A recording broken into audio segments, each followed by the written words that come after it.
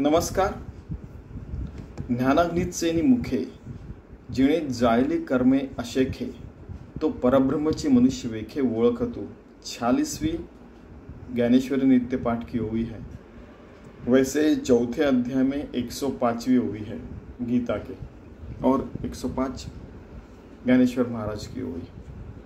ज्ञानाग्नीचे मुखे कि ज्ञान का जो अग्नि है उसके मुख के नोक के ऊपर अपने सारे कर्म कर रहे, जीते जागते वो ज्ञान से एक रूप है, योगी है, भक्त है. उसके सारे कर्म भस्मसात हो जाते हैं. उनको कर्म विपाक का सिद्धांत अप्लीकेबल नहीं होता, क्योंकि वो सारे के सारे कर्म सबके भलाई के लिए करते हैं. ऐसे वो ज्ञानी लोग रहते हैं और उनको तो परब्रह्मची मनुष्य वेखे ओळखतो, यानी उन लोगों को भगवान से एक रूप हो चुके ऐसा समझ के तू चलने का और उनसे फिर ज्ञान लेने का, उनसे अपने जो ज्ञान मार्ग के प्रॉब्लम है सो वो सारे सॉल्व करने के. ये जो है ये भी चौथे अध्याय के 19वें श्लोक के ऊपर आधारित ओवी है.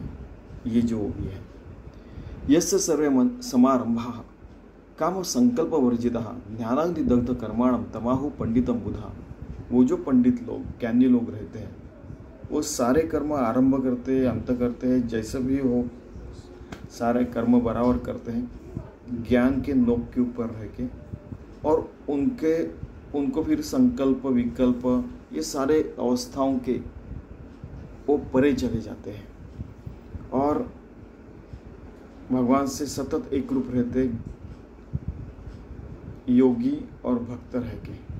तो वैसे हम जिंदगी जीने का प्रयास करते हैं. सारे कर्म 24/7 जब तक अपने बॉडी को मृत्यु नहीं है तब तक करने का, देह को मृत्यु नहीं है.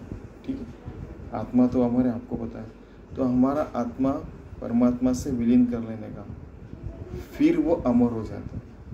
नहीं तो फिर वो जो छोटा सा अपना जीव रहता है उसको 184 फेरी में चलना पड़ता है.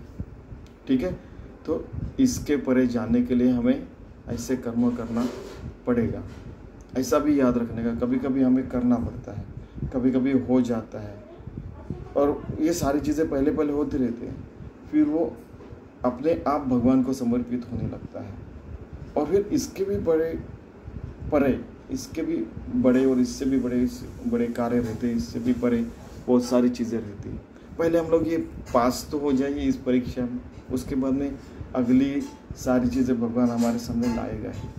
इतना यानी ज्ञात करके ये सारी चीज़ें हमने अपने ज़िंदगी में इम्प्लीमेंट करना चाहिए.